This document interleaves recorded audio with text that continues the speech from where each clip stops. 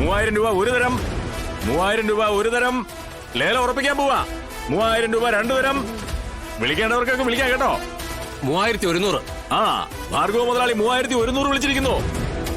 ഭാർഗവൻ മുതലാളി 3100 ഒരു തരം. 3100 ഒരു തരം. 3100 രണ്ടു തരം. ലേലം ഉറപ്പിക്കാൻ പോകുന്നു. 3150.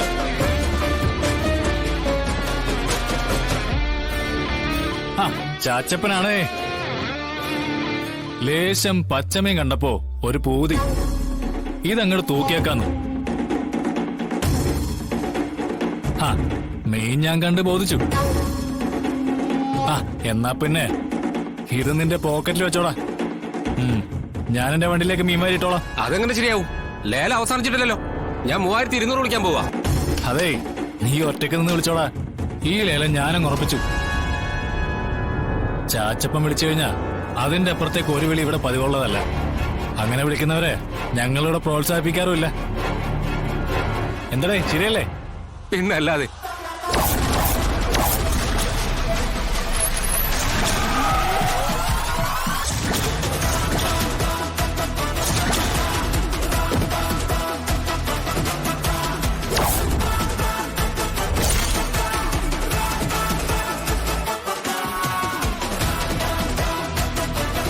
ഇത് ഞാൻ സമ്മതിക്കത്തില്ല. കൂടുതൽ തുക വിളിക്കുന്നവനെ ലേലം പിടിക്കുന്നത്. അതാ നാട്ടു നടപ്പ്. നാട്ടു നടപ്പൊക്കെ എനിക്കും അറിയാടാ. പക്ഷേ ഇവിടത്തെ ഒരു നടപ്പ് രീതി നിനക്കറിയില്ലല്ലേ?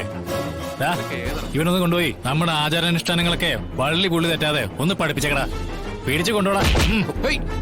എന്തായി കളിക്കുന്നേ?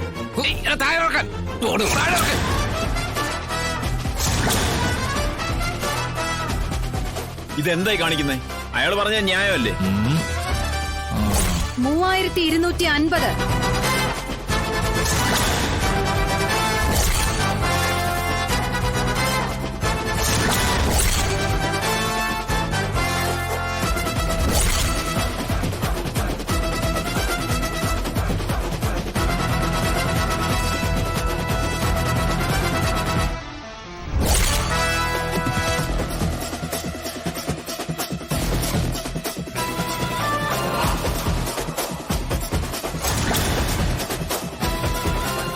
$3250.